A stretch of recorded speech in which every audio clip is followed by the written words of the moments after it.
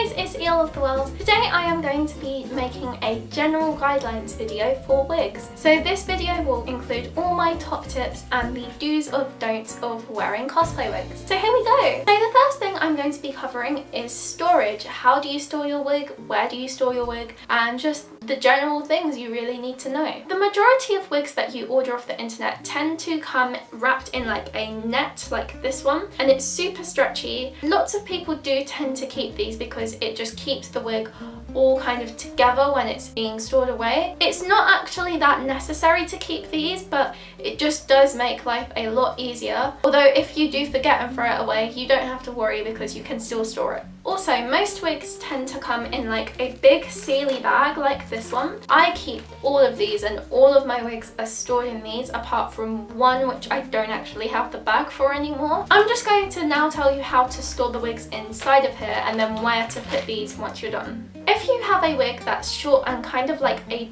boyish kind of hair length, so like up to about here, something that's kind of like this, so just messy and short and just, you know, not very long, you can just shove inside the bag and just forget about, because they're so short and the strands are just all over the place that when it's in the bag there's no chance of it getting tangled, and it's not like you can really plait these or do anything with them. I would recommend wigs like these if you are first starting out with wearing wigs, because it's just so easy to get to grips with and to practice with. So yeah, now I'm going to be showing you how to store long wigs like this one, because as you can see, this you can't really see on the camera, but it comes just up to my waist. So obviously I can't just shove it in a bag because it would just get tangled and knotted and yeah. So I'm going to show you a previous wig that I've stored so you can just imitate what I've done. I'm going to be showing you on this long wig because it's round about the same length as this one. I'm going to be using this one because I don't really want to take this one off. I really like it. So yeah. All you need to do is comb or brush out any of the knots inside the wig, which I will be going on to how to do in a second. And you need to just make this into a long plait. So I'm just going to do that and then I'll come back. Okay, so now my wig is plaited and it's a very long and very tight plait. It is better to make the plait tight because it will just stop any stray hairs just falling around. Then what I like to do is I like to fold it in half and then just grab it by the middle, and then taking the bag I just put it inside the bag, and now it's inside the bag I just seal it up and then it should be good the next time I use it. Even though it looked very rough when I was putting it in the bag, it will be okay because the hair's in the plait so it can't get tangled. The reason for keeping these bags is A, it just keeps everything kind of in one place, and B, it stops dust getting on them because when there's too much dust you have to wash it, and washing it is a very long process, especially for very long wigs. If you don't have a sealy bag, then you can store them in just an ordinary shoebox and just do the same thing, plait them, tie the end, and fold it and just put it in the box and it should still be okay. Now, if for whatever reason you don't have a sealy bag or a box, you can use a wig stand, and I like to use wig stands for the wigs that I want to be on display, and I usually use the shorter wigs because it just is easier to store. I'll just show you an example. So this is a gummy megapoid wig, and as you can tell it's quite a short wig. I personally think stands work better with shorter wigs like this one, because if it's a long wig like this one it can just like topple over and then that won't be very good. I also use the stands for the wigs that I want to display like this one because it's just so neat and I like displaying it. I got this stand for around 99p I think on eBay, and they're really cheap. They're just collapsible so you can fold them up and they're just really useful, so I would recommend getting a few of those. Now I'm going to show you how to store them once they're in their bags.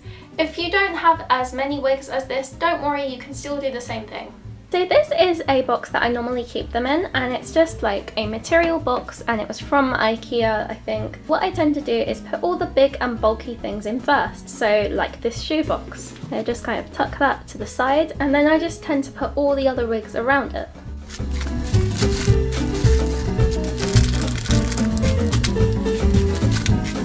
Now this is done, I put all my cosplay accessories on the top.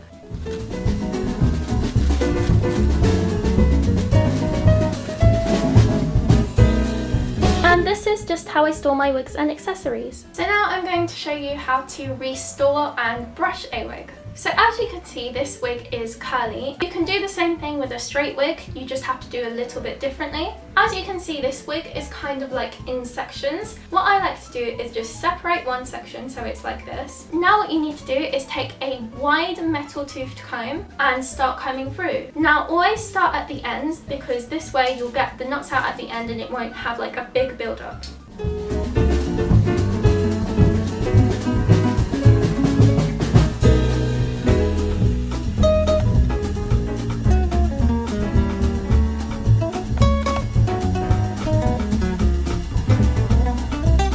Once your section is combed out, you need to just take your finger and start twirling it around. All you need to do is just twist it around like this and it just go the way that it wants to go, like don't try and make it go the other way. And you just kind of hold it in position for a few seconds and then you let go and you just have to kind of loosely shake it. So now it's returned to its curly position. Now that I'm complete with this section, I'm just going to take it and clip it up just so it doesn't get in the way.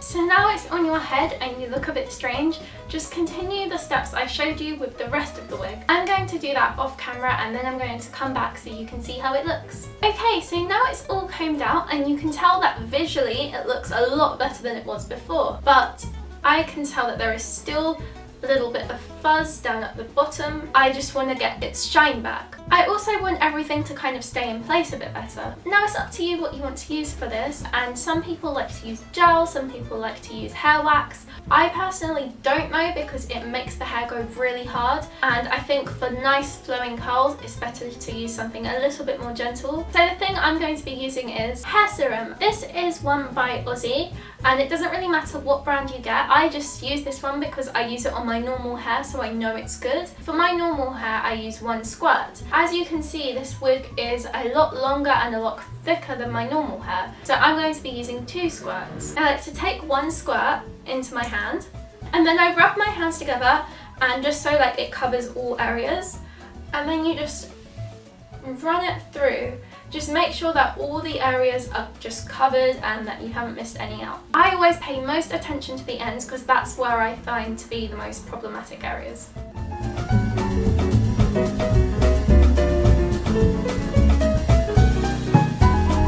So now this side is done and you can tell compared to each other that this is a lot more shiny and a lot neater and just looks a lot nicer than this one. So I'm going to repeat the same steps on this side.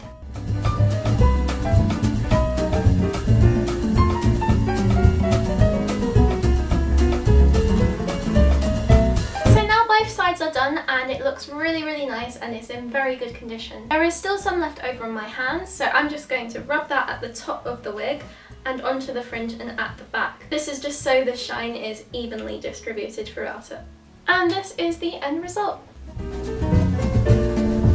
Now I'm going to talk to you about things you can and can't use on a wig. First up is scissors. Always use scissors that are specifically meant for hair. Don't use kitchen scissors, don't use fabric scissors, don't use arts and crafts scissors. Just use ones that are meant for hair because it's so much easier, and also if you use something big like kitchen or fabric scissors, it will just end up in a big choppy mess. It's just so much less precise and it will blunt them. Whereas hair scissors are meant for hair and wigs are like hair, so they'll continue to stay sharp for longer and they'll just be better for you to use. Now on to brushing and combing. For combing your wig, I would always recommend a comb like this one because it's metal toothed and they're very loose. They're not like stuck in it, they're like small and blunt pins, and it's wide toothed. With it being wide toothed, it will help the wig to not get tangled up. If you use something that's very fine, it can just cause more knots and it will just do more damage than it will any good. The metal teeth prevents the wig from getting static when you're combing it, because if you use something that's plastic, plastic on plastic can create friction and then you'll just have this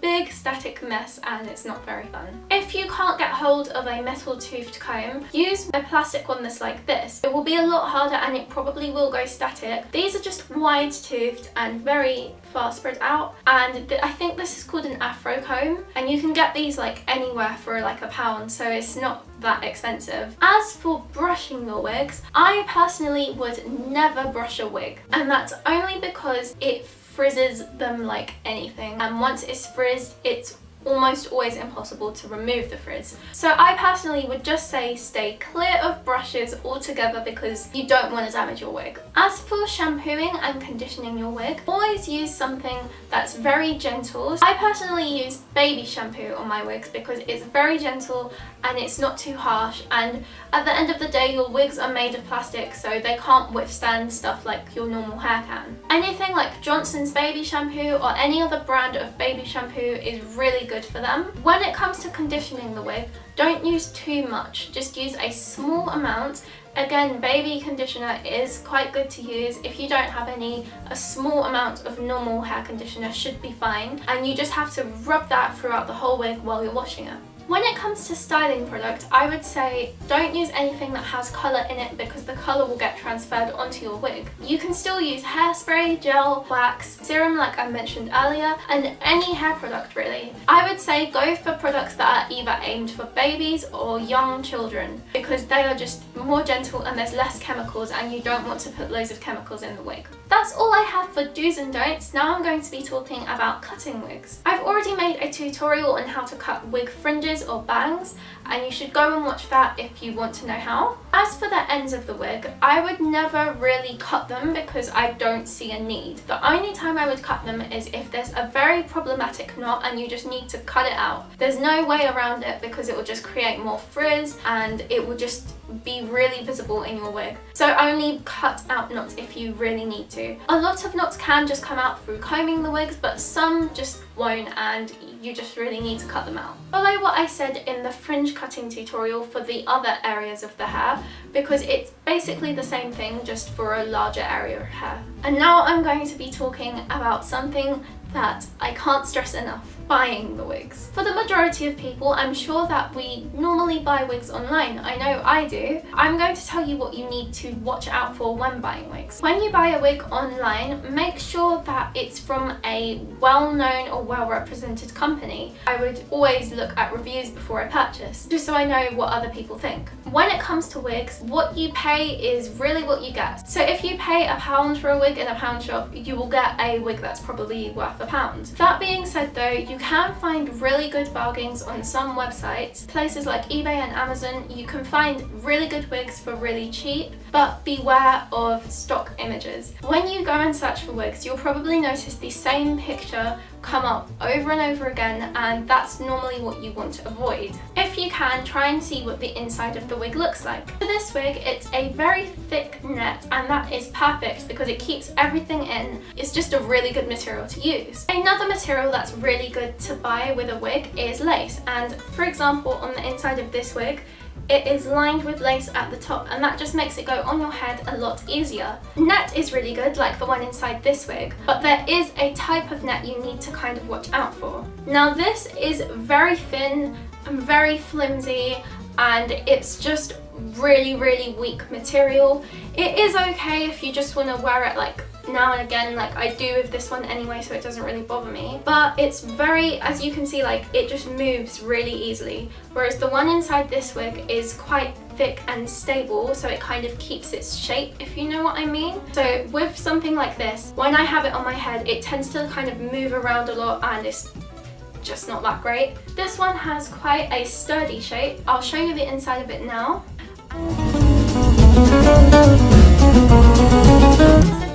Net like the one in this wig is fine, but don't go for net like in the other wig. So they were my 5 guidelines for wigs, and I really hope you enjoyed this video and that it helped you. I tried to include the things that I thought were most important and that most people would ask. If this video did help you, please give it a thumbs up. Thanks for watching, bye!